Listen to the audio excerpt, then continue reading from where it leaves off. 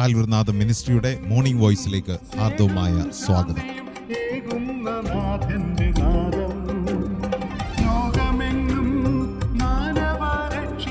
മുഴങ്ങിയ കാൽവരിനാദം, കാൽവരിനാദം. Praise the lord. യോശുവയുടെ പുസ്തകം 7-ാം അധ്യായം അതിൻ്റെ 1-ാമത്തെ വാക്യം ഇങ്ങനെ വായിക്കുന്നു: എന്നാൽ ഇസ്രായേൽ മക്കൾ ശപഥാർപ്പിത വസ്തു സംബന്ധിച്ച ഒരു അകൃത്യം ചെയ്തു. യഹൂദ ഗോത്രത്തിൽ സേരഹിന്റെ മകനായ സബ്ദിയുടെ മകനായ കർമ്മിയുടെ മകൻ ആഖാൻ ശപഥാർപ്പിത വസ്തുക്കളിൽ ചിലതെടുത്ത് യഹോവയുടെ കോപം ഇസ്രായേലിന് നേരെ ജ്വലിച്ചു. പ്രിയപ്പെട്ട ദൈവമക്കളെ, ഇസ്രായേൽ ജനത്തിൻ്റെ വിജയകരമായ യാത്ര മുമ്പോട്ട് പോകുമ്പോൾ, വിജയങ്ങൾ മാത്രം കൊയ്ത് മുമ്പോട്ട് പോകുമ്പോൾ ഒരു വലിയ പരാജയത്തിലേക്ക് ഇസ്രായേൽ വീണുപോയി. ഹായ് എന്ന് പറയുന്ന പട്ടണത്തിൽ അവരമ്പേ പരാജയപ്പെട്ടു പോയി. അവരുടെ പല പടയാളികളും കൊല്ലപ്പെട്ടു. എന്നാൽ എരിഹോവിൽ വലിയൊരു അത്ഭുതം ദൈവം ചെയ്ത് വിജയം നേടിയതാണ്. പക്ഷേ ഹായിൽ പരാജയപ്പെട്ടു പോയി. ക്രിസ്തീയ ജീവിതയാത്രയിൽ സ്നേഹിത, ജീവിതത്തിൽ അങ്ങോളം ഇങ്ങോളം വിജയം നേടണമെന്ന് ദൈവം നമ്മെക്കുറിച്ച് ആഗ്രഹിക്കുന്നു. പക്ഷേ എവിടെയെങ്കിലും പരാജയപ്പെട്ടു പോയെന്ന് നിങ്ങൾക്ക് തോന്നുന്നെങ്കിൽ അത് മറ്റാരുടെയും കുഴപ്പമല്ല, നമ്മുടെ കുഴപ്പം തന്നെ. ഞാനും നിങ്ങളും ദൈവസന്നിധിയിലിരുന്ന് എന്താണ് എൻ്റെ പരാജയത്തിൻ്റെ കാരണമെന്ന് കണ്ടുപിടിക്കുവാൻ കഴിയണം.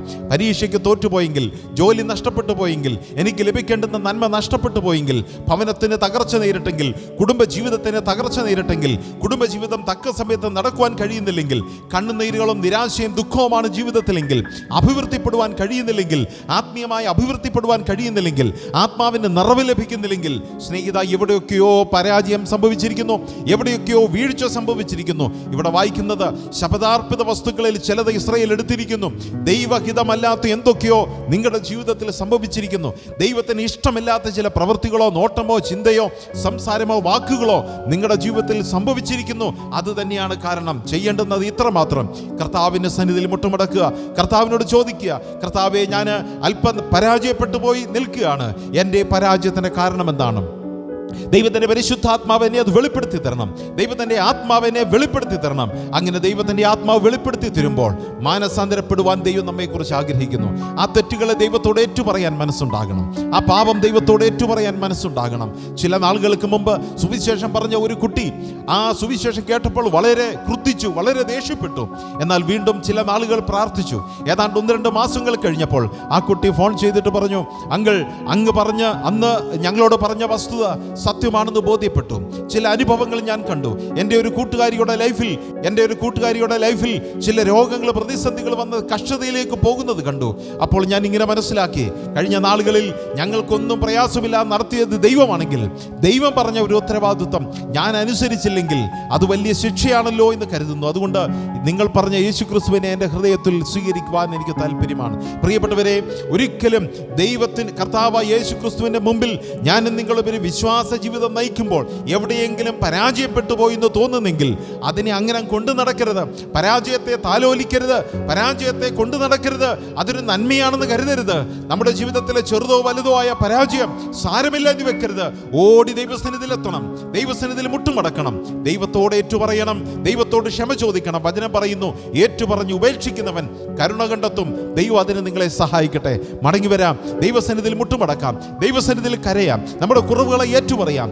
ഈ എൻ്റെ കുടുംബത്തിൻ്റെ ശിക്ഷയുടെ കാരണം, അഭിവൃദ്ധിപ്പെടാതിരിക്കുന്നതിന് കാരണം ഞാനാണെങ്കിൽ നാം ദൈവസന്നിധിയിൽ ഇരുന്ന് കരയണം.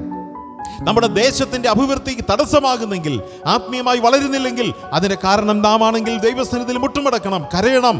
ദൈവത്തോട് ഞാനും നിങ്ങളും മാനസാന്തരപ്പെടണമെന്ന് ദൈവം ആഗ്രഹിക്കുന്നു. കണ്ണുകളടയ്ക്കാം. കർത്താവേ, ആത്മീയ ജീവിതയാത്രയിൽ ഞങ്ങൾക്ക് വേണ്ടതെല്ലാം നൽകി തരുന്ന ദൈവമേ, പരാജയപ്പെട്ടു പോയെന്ന് ചില തോന്നുന്ന നിമിഷങ്ങളിൽ, തോറ്റുപോയി എന്ന് തോന്നുന്ന നിമിഷങ്ങളിൽ, ഭൗമികമായ പല തെറ്റായ പാപജടിലമായ മാർഗങ്ങളിലേക്ക് വീണുപോകാൻ ഞങ്ങളെ ഇടയാകാതെ കർത്താവിൻ്റെ സന്നിധിയിൽ മുട്ടുമടക്കുവാൻ ഞങ്ങളെ സഹായിക്കണമേ.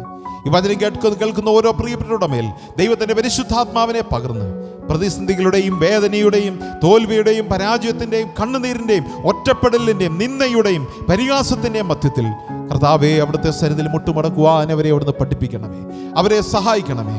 അങ്ങനെ മുട്ടുമടക്കുന്നവരുടെ മേൽ ദൈവത്തിൻ്റെ ശക്തിയെ പകരണമേ, ദൈവത്തിൻ്റെ മറുപടിയെ പകരണമേ. തന്നോട് ഏറ്റുപറഞ്ഞ് ഉപേക്ഷിക്കുന്നവനോട് കരുണ നൽകുന്ന ദൈവമാണല്ലോ അവിടുന്ന് കരുണ തന്നാട്ട്. ഒരു പരാജയം ജീവിതത്തിൽ നേരിട്ടെങ്കിൽ ഏറ്റുപറഞ്ഞുപേക്ഷിച്ച് അടുത്ത തവണ ആ പ്രതിസന്ധിയെ നേരിടുമ്പോൾ അവിടുന്ന് വലിയൊരു വിജയം തരുന്ന ദൈവമാകിയാൽ സ്തോത്രം. ആ വിജയത്തിന് വേണ്ടി ഞങ്ങൾ പ്രാർത്ഥനയോടെ കാത്തിരിക്കുകയാണ്. കർത്താവ് പ്രവർത്തിച്ചാണ്. വചനം കേൾക്കുന്നവരുടെ മേൽ ദൈവത്തിൻ്റെ ആത്മാവിനെ പകർന്ന് ആ ബോധ്യം നൽകി സഹായിക്കണം. യേശു ക്രിസ്തുവിൻ്റെ വിലയേറിയ നാമത്തിൽ തന്നെ ആമേൻ, ആമേൻ.